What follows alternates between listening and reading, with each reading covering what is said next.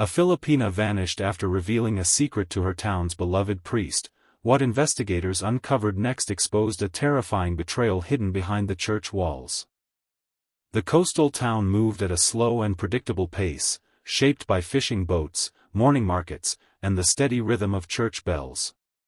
In this quiet environment lived a young woman known for her gentle nature and willingness to help anyone who asked. She spent most of her days assisting at the church, arranging flowers, cleaning pews, and preparing supplies for outreach programs. Her simple routines made her well-liked, and most people assumed her life was as calm as the town itself. Hidden beneath her peaceful appearance, however, was a growing secret that no one suspected. The town's priest, respected by elders and trusted by families, lived close to the church grounds. His strict habits and reserved personality created an air of discipline that people admired. Many believed he had no interest in anything outside his duties, which made his private actions even harder to imagine. The woman first connected with him during a community project, where long hours and shared responsibilities slowly created a quiet bond. They began exchanging messages that seemed harmless at first, but the messages grew more personal with time. Their connection deepened behind closed doors, disguised by the priest's reputation and the woman's humble presence. Late-night encounters became normal for them, hidden in places where no one would look. Each meeting pulled them deeper into a dangerous secret they felt unable to stop. The woman believed she had found someone who understood her in ways no one else did. The priest, on the other hand, saw the relationship as both comforting and frightening. The longer they kept their secret, the more restless he became. The town continued its daily routines, unaware that a hidden relationship was forming its first cracks that would eventually break open and send shockwaves far beyond the church walls. The priest's responsibilities kept him constantly surrounded by parish members, choir groups, and visiting families, creating an image of a man fully devoted to his calling. Yet beneath this well-managed routine, he guarded a private world that few could ever imagine. The woman became a central part of that hidden world. She trusted him deeply, believing their bond was something rare and meaningful. She shared stories about her childhood, her fears, and her hopes for the future, confident that he valued every secret she revealed. Their meetings, once occasional and subtle, slowly turned into frequent moments stolen from schedules and obligations. Each encounter carried a thrill, but also a growing sense of danger neither of them wanted to admit. As their connection strengthened, the priest developed an uneasy mixture of desire and anxiety. His role demanded discipline, yet his feelings for her pushed him further away from the life he had sworn to uphold. He felt himself drifting into a double existence, one for the public and one that lived in the shadows. Every message from her pulled him deeper into a life he knew he could not sustain. He began taking risks without thinking, slipping away from gatherings, and finding isolated places where they could be alone. Each risk increased the pressure on his already fragile conscience. The woman believed their bond meant a future together, a future she imagined as hopeful and filled with promise. She noticed the priest's growing tension but misread it as simple stress from his duties. What she didn't realize was that he was struggling to balance affection with fear, responsibility with desire, and reputation with secrecy. With every passing week, the weight of what they were hiding grew heavier, shaping a dangerous path that neither of them knew how to escape. Rumors moved quietly through the town, carried in soft whispers that grew sharper with each retelling. A neighbor mentioned seeing the woman leaving the church grounds unusually late, her posture tense and hurried. Another recalled the priest turning away whenever she entered the chapel, avoiding even the smallest glance. Alone, these moments meant little, but together they began forming a pattern the town could not ignore. Conversations in markets, tricycle stands, and evening gatherings slowly shifted toward curiosity, then toward suspicion. People who once trusted without question now watched more carefully. The priest sensed the change almost immediately. The friendly greetings he was used to receiving sounded slightly different, and the smiles offered to him seemed forced. He noticed how groups of people quieted when he walked past, and how their eyes followed him longer than before. The calm confidence he once carried felt heavy, as if every step echoed with the risk of discovery. His reputation, built over years of strict discipline, began to feel like a fragile shell that could break under the weight of a single rumor. The woman felt the tension too but chose to believe it was harmless gossip. She convinced herself that people were misreading simple coincidences. To her, the bond she shared with the priest remained private and contained. She had no idea how deeply his fear had grown. To him, every whisper felt dangerous, every glance a warning of what might happen if their secret surfaced. His thoughts twisted until he started blaming her for the attention, believing she was too comfortable and unaware of the risks. The distance between them widened quietly. What had once been a hidden connection now felt like a growing threat, shaping a silent pressure that neither fully understood but both were already trapped inside. The evening that changed everything began like many others, with the woman arriving at the church after finishing her errands. She carried a heaviness she could no longer hide, and when she finally confronted the priest, her words struck him harder than she expected. She told him she suspected she was pregnant, and the news sent a jolt of panic through his entire body. The possibility of a child meant the end of the life he had built, the collapse of his role, and the exposure of everything they had worked to conceal. Instead of offering comfort, he felt himself retreating in shock, unable to process what she was saying. The woman hoped he would reassure her, but his silence only deepened her fear. She had trusted him more than anyone in her life, and now she needed guidance and support. When he failed to respond, she watched the distance between them grow wider than it had ever been. Overwhelmed by the weight of the situation, she left the church with a mixture of fear and anger. Her world no longer felt safe. The priest's panic intensified over the next few days. He avoided her messages, skipped their usual meeting times, and tried to bury himself in church duties. His mind raced with catastrophic possibilities. He imagined scandal spreading across the town, church leaders stripping him of his title, and people turning against him. Instead of thinking clearly, he allowed fear to take control. The woman, feeling abandoned and desperate, warned him that she could not face this alone. She hinted that she might reveal the truth if he continued to ignore her. Her warning shattered whatever stability he had left. He interpreted her desperation as a direct threat to his future. The fear that had once whispered now roared inside him, pushing him toward a terrible decision he never imagined he could make. The woman's disappearance began as a small worry, the kind that families hoped would resolve itself by the evening. She had left home early, carrying a small bag and telling her mother she needed to visit the church to handle something important. Hours passed without her return. By late afternoon, her family started asking neighbors if anyone had seen her. People remembered glimpses of her walking near the church gates, but no one saw where she went afterward. As night settled, concern turned into fear. Her mother searched the surrounding streets, calling her name while checking every familiar corner. The market vendors said she had not passed by. Fishermen at the shore reported no sign of her near the boats. Even shopkeepers along the main road had nothing helpful to offer. With each unanswered question, the family's anxiety rose. When the sun finally disappeared behind the hills, they contacted the police. The priest acted surprised when officers arrived at the church.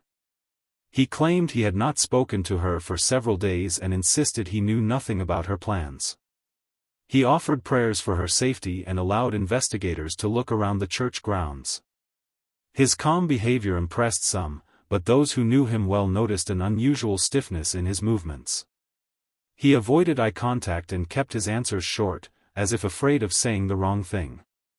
Search teams expanded their efforts into nearby farms, empty lots, and pathways leading into the woods. Volunteers worked through the night, holding flashlights and calling her name. The entire town felt the shift from ordinary concern to heavy dread.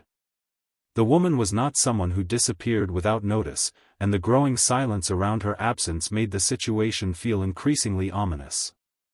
The community sensed that something far more serious had happened, something hiding behind the priest's composed expression and the darkness surrounding the church. Investigators began reviewing the woman's final movements, and the first troubling sign came when her phone was discovered hidden near the back gate of the church. It was partially covered in dirt, as if someone had tried to conceal it in a hurry. Inside the device were unread messages, repeated calls to the priest, and notes she had written expressing fear and urgency. These details painted a clear picture: she had been trying to reach him in the hours before she vanished. The police noted that her last location on record placed her close to the church grounds, strengthening their suspicion that the area held answers. When questioned again, the priest maintained a calm appearance, but investigators noticed inconsistencies in his statements. He said he rarely spoke to the woman, yet there were multiple late-night calls from her number to his.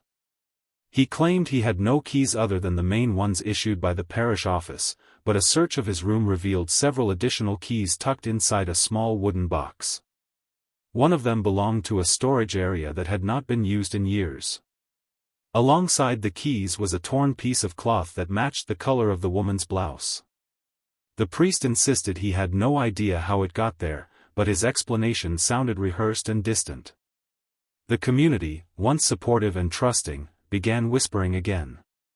People remembered moments when the priest had acted strangely after the woman went missing. Some recalled seeing him walking alone at unusual hours, his clothing dusty and wrinkled. Every new detail pushed suspicion closer to him. Investigators sensed that the surface had barely been scratched. The clues collected so far hinted at a hidden space, a hidden struggle, and a truth that the priest was desperately trying to keep buried beneath his carefully maintained image. Old blueprints of the church were pulled from storage after investigators noticed how the priest avoided questions about unused areas of the property. The documents revealed something long forgotten: a network of small rooms and passages built decades earlier for storage and emergency shelter during storms. One area in particular stood out: an underground room located beneath the old confession section. The priest claimed he had no knowledge of it, but his tense posture made investigators even more suspicious. They decided the church needed a full search, including every locked door and sealed entry. During the inspection, officers noticed a wooden platform that looked newer than the surrounding flooring. When they lifted it, a metal hatch appeared. The hatch was covered in dust but showed fresh scratches around the lock, as if someone had forced it shut recently. Despite the priest's insistence that the space had not been used in generations, the officers broke the lock and climbed down into the darkness. The underground room smelled of damp cement and disturbed soil. A single light bulb hung from a frayed wire, and when switched on, it revealed marks on the floor, marks that suggested something had been dragged across the ground. In the corner lay a shovel coated with dirt. Nearby were footprints leading back toward the hatch. The soil inside the room was fresh, darker than the untouched ground in other areas of the church. Investigators also found a small cloth bag containing personal items belonging to the woman. This discovery shifted the investigation sharply. The search was no longer about locating someone lost. It was now focused on uncovering what had happened inside this hidden space. The officers climbed back up, their suspicions fully directed at the priest, who stood to the side watching them, pale and motionless, as if the walls of the church had finally started turning against him. K-9 units arrived at dawn, their handlers guiding them across the church grounds and into the wooded area behind the property. The dogs moved with sharp focus, circling spots where scents lingered. Several areas were marked, but one patch immediately drew strong attention. The ground there looked slightly uneven, the soil darker and softer than the surroundings. Leaves had been scattered hastily, as if someone tried to cover disturbed earth. The dogs barked and pawed at the area, signaling something hidden beneath the surface. Investigators formed a perimeter as forensic teams stepped forward with shovels and tools. Each layer of soil they removed revealed signs of rushed digging, broken roots, compressed dirt, and pieces of fabric mixed into the ground. The forest grew silent as the workers continued. After several minutes, a section of cloth appeared, followed by the shape of a human body. The team slowed, carefully brushing away the remaining soil until the woman's form was fully uncovered. She had been buried in a shallow grave, covered only by leaves and scraps of cloth similar to those found inside the church's underground space. The discovery spread through the town with terrifying speed. People gathered near the police lines, whispering in shock and disbelief. The idea that such a crime had occurred so close to their homes left many frozen in fear. The priest arrived as investigators documented the scene. He stood at a distance, hands clasped as if in prayer, attempting to appear mournful. But officers noticed the stiffness in his posture, the tremor in his hands, and the way he avoided looking directly at the grave. The case shifted instantly from a disappearance to a confirmed homicide. Every clue pointed back toward the church, tightening the circle around the priest and deepening the sense of betrayal spreading through the shaken community. The autopsy results arrived within days, and the findings shocked even the most experienced investigators. The bruising along the woman's arms and neck showed clear signs of a struggle. Soil found in her lungs revealed that she had still been breathing when she was placed in the shallow grave. This detail transformed the case from a violent act to an unthinkable level of cruelty. The timeline also placed her death within hours of when she was last seen near the church, eliminating any possibility that she had wandered off or met harm elsewhere. The evidence grew tighter and more specific with every report. Investigators retrieved security footage from stores and homes near the wooded area. One recording showed a figure dressed in clothing identical to the priest's regular attire. The figure walked toward the woods at dawn, carrying what appeared to be a shovel. Though the video was grainy, the posture, height, and walking pattern matched the priest perfectly.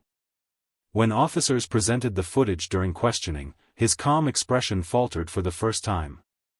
His breathing quickened, and he struggled to maintain eye contact. The priest attempted to explain the footage by claiming he sometimes walked early for meditation, but investigators had already noticed contradictions in his statements. He had previously said he never went near the woods. Witnesses also stepped forward, recalling seeing him leave the rectory unusually early the morning after the woman disappeared. His clothes had been dusty, and he looked uneasy, though no one understood why at the time.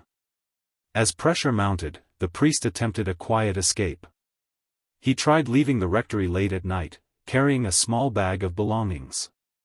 Officers stationed nearby intercepted him before he reached the main road. His attempt confirmed what investigators already suspected: the walls of his carefully protected life were collapsing, and the truth was closing in on him faster than he could run. The priest's calm exterior finally broke under relentless questioning and the overwhelming evidence stacked against him. Days of pressure, sleepless nights, and the weight of suspicion pushed him to the edge. His confession came slowly, shaped by fear rather than remorse. He admitted that the woman's announcement about her suspected pregnancy had sent him into a state of panic he could not control. To him, the news symbolized the collapse of everything he had built: his reputation, authority, and the carefully protected image he maintained within the community. He explained that he led her into the underground room because he believed it was the only place where no one would interrupt or overhear them. Inside that hidden space, her insistence that he take responsibility felt to him like a direct threat. He imagined the scandal, the whispers, the loss of his position, and the shame that would follow. His fear grew until it drowned out reason, and he acted in desperation. He claimed the struggle happened quickly, fueled by the belief that preventing exposure was his only option. After harming her, he dragged her from the room and slipped into the early morning darkness. He walked toward the wooded area behind the church, digging a shallow grave with trembling hands. He buried her in a hurry, convinced that hiding the evidence would protect him. He returned to the church and tried to appear calm, trusting that his role would shield him from suspicion. The town reacted with shock and heartbreak as the truth emerged. Families who once trusted him felt betrayed, realizing how deeply he had misused his position. The woman's family mourned the loss with shattered grief. The priest was sentenced to life in prison, leaving behind a community forever changed by his actions.